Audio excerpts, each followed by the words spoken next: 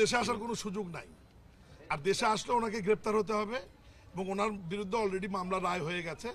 ওনাকে জেলের ভিতর যেতে হবে এবং সেই রায়টি কার্যকরী হবে। আমরা যেটুকু আইন এখন পর্যন্ত বুঝি, উনি সরাসরি দেশে সাধারণ মানুষের মতো আসবার কোনো সুযোগ নাই।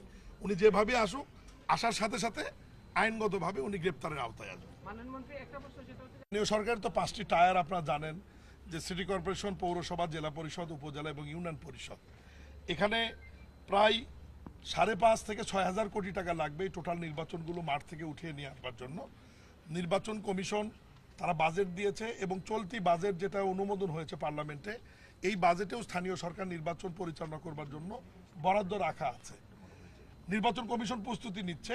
সিলেট সিটি কর্পোরেশনের ময়লা আবর্জনা ব্যবস্থাপনা একটি প্রকল্প, যে প্রকল্পটি লাফার্জ হোলসেম কোম্পানির সাথে একটা এমইউ এর মাধ্যমে 2024 সালে এটি চালু হয়, কিন্তু পূর্ণাঙ্গ প্রকল্পটি এখানে চালু হয়নি। এখন যেটি হচ্ছে ময়লা বিভাজন বা সেগ্রিগেশন যেটা হচ্ছে, এর সঙ্গে একটি মেশিন এখানে বসবার কথা, যেটা হচ্ছে বায়োডাইং, যেটা ময়লার ভিজা ভাবটা, ভিজা অংশটা 35% শুকিয়ে আবর্জনাকে শুকনো অবস্থায় সেগ্রিগেশন বা বিভাজন করবে, যেখান থেকে প্লাস্টিক অংশটি পুরোপুরি লাফার্জ হোলসেম সিমেন্ট নিয়ে গিয়ে তারা জ্বালানি হিসেবে তাদের ফ্যাক্টরিতে ব্যবহার করবে। আর বাকি যে অংশটি থাকবে, সেই অংশটি দিয়ে সিটি কর্পোরেশন আমাদের পরিকল্পনার মধ্যে রয়েছে আমরা জৈব সার তৈরি করব। 2024 সালে চালু হওয়ার পর থেকে আগের সরকার এবং অন্তর্বর্তীকালীন সরকার এটা নোটিশে নেয়নি। আমাদের সম্মানিত প্রশাসক মহোদয় এটা বারবার আমাদের নোটিশে এনেছেন এবং সম্প্রতি পরিবেশ বা বর্জ্য ব্যবস্থাপনার কোনো একটা মিটিংয়ে মাননীয় প্রধানমন্ত্রীর সাথে লাফার্জ কোম্পানির কর্তৃপক্ষের সাক্ষাৎ হয়েছিল। পরবর্তীতে মাননীয় প্রধানমন্ত্রী অনুশাসন জারি করলে আমি সরজমিনে এখানে তদন্তে এসেছি এবং তাদের সঙ্গেও বৈঠক করেছি।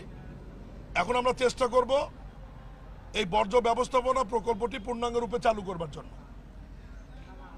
সিটি কর্পোরেশনের টোটাল প্রত্যেকদিন বর্জ্য মানুষের কাছ থেকে আসে প্রায় 475 টন।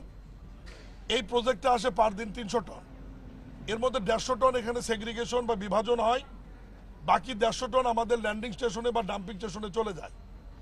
পূর্ণাঙ্গ প্রকল্পটি চালু হলে, যখন বায়োডাইং প্রকল্পটি চালু হবে, ময়শ্চারাইজার কমে যখন ময়লাটা শুকনো অবস্থায় হয়ে যাবে বা 35% ময়লার অবস্থান কমে যখন টোটাল ময়লাটি 65%-এ আসবে, তখন পূর্ণাঙ্গ প্রকল্পটি চালু হলে যে আবর্জনাটি এখন ফিরে যাচ্ছে ওটার ফিরে দেওয়ার সম্ভাবনা থাকবে না। তখন পুরো 300 টনই বা 400 টনই আমাদের কার্যকারিতার মধ্যে আসবে এবং লাফার সেটে নিয়ে যাবে প্লাস্টিক অংশটি, বাকি অংশ দিয়ে জৈব সার তৈরি করার চেষ্টা করব। আমি এই মন্ত্রণালয়ের দায়িত্বপ্রাপ্ত মন্ত্রী হিসাবে আপনাদের কাছে দায় স্বীকার করতে অসুবিধা নাই যে এখন পর্যন্ত বাংলাদেশে আপনার ঢাকা উত্তর সিটি বলেন, দক্ষিণ সিটি বলেন, সমস্ত সিটি কর্পোরেশন, পৌরসভাগুলো বর্জ্য ব্যবস্থাপনার ব্যাপারে 100% সফলতা এখন পর্যন্ত কেউ দেখাতে পারেনি। আমরা শুধু কথাই শুনে আসছি, দেখছি। দক্ষিণ কোরিয়া, চায়না, জাপান বিভিন্ন কোম্পানি এসছে, তারা আমাদের সঙ্গে কথা বলছে। উত্তর সিটি কর্পোরেশনে আমরা একটা প্রজেক্ট দিয়েছি, ওয়েস্ট টু এনার্জি, যারা ময়লা আবর্জনা থেকে বিদ্যুৎ উৎপাদন করবে, তাদের সঙ্গে আমরা চুক্তিবদ্ধ হয়েছি। 23 সালে একটা চুক্তি ছিল, কাজ বন্ধ ছিল, নতুন করে আমরা চুক্তি করেছি। তারা কেবল কাজ শুরু করেছে। আমরা ওটা দেখার অপেক্ষায় আছি যে আদৌ এই ময়লা আবর্জনাগুলো থেকে তারা এনার্জি উৎপাদন করতে পারবে কিনা। সেটিও সেগ্রিগেশন মেশিন বন্ধ, শুধুমাত্র ওখান থেকে জৈব সার তৈরি হচ্ছে। লক্ষ লক্ষ টন আবর্জনা প্রকাশ্যে পড়ে আছে, যা মানুষের স্বাস্থ্যর হানি হচ্ছে, পরিবেশের ক্ষতি হচ্ছে। এখানেও একই অবস্থা।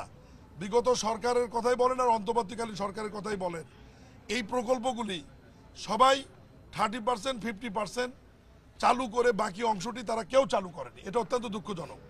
আমরা চেষ্টা করব যে সিলেট একটি পূর্ণভূমি, একটি সুন্দর শহর, পর্যটন শহর, এই শহরের বর্জ্য ব্যবস্থাপনা যাতে একটি সুন্দর পরিবেশের মধ্যে আসে। এবং আপনাদেরকে আমি জানিয়ে রাখি যে অন্য বর্জ্য ব্যবস্থাপনাগুলোতে সেখানে বিদেশি কোম্পানিগুলো ইনভেস্ট করছেন এবং তারা আরও উল্টো সিটি কর্পোরেশনকে সেখান থেকে একটি অর্থ তারা দিবেন। একটিমাত্র প্রজেক্ট এটি সিলেটের, যেখানে পুরো ইনভেস্টমেন্টই সিলেট সিটি কর্পোরেশনের বা সরকারের। এখানে শুধুমাত্র লাফার্স হোলসেম তারা শুধু এতে কিছু আমাদের এই যে ম্যানেজমেন্টের জন্য কিছু লোকজন তারা দিবে এবং পুরা প্লাস্টিক আবর্জনাটা তারা শুধু ক্যারি করে তাদের ওখানে নিয়ে যাবে। যাই হোক, যেহেতু প্রকল্পটি একটা এমইউ হয়েছে, আমি আর ওইদিকে যাব না। আমি আজকে পরিদর্শন করে গেলাম মাননীয় প্রধানমন্ত্রীর অনুশাসন অনুযায়ী। পুরো প্রকল্প আমার এবং আমাদের মন্ত্রণালয় এবং সিটি কর্পোরেশনের নলেজে আছে।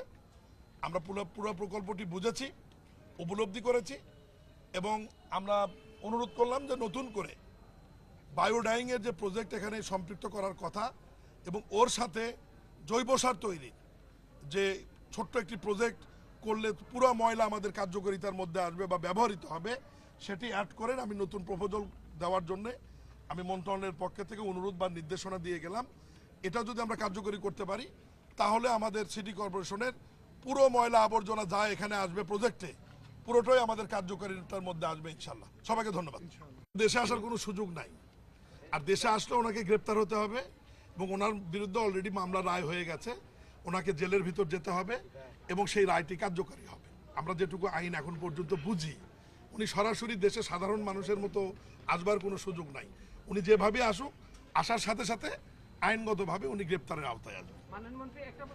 স্থানীয় সরকারের তো 5টি টায়ার আপনারা জানেন, যে সিটি কর্পোরেশন, পৌরসভা, জেলা পরিষদ, উপজেলা এবং ইউনিয়ন পরিষদ। এখানে প্রায় 5.5 থেকে 6,000 কোটি টাকা লাগবে এই টোটাল নির্বাচনগুলো মাঠ থেকে উঠিয়ে নিয়ে আসবার জন্য। নির্বাচন কমিশন তারা বাজেট দিয়েছে এবং চলতি বাজেট যেটা অনুমোদন হয়েছে পার্লামেন্টে, এই বাজেটেও স্থানীয় সরকার নির্বাচন পরিচালনা করবার জন্য বরাদ্দ রাখা আছে। নির্বাচন কমিশন প্রস্তুতি নিচ্ছে।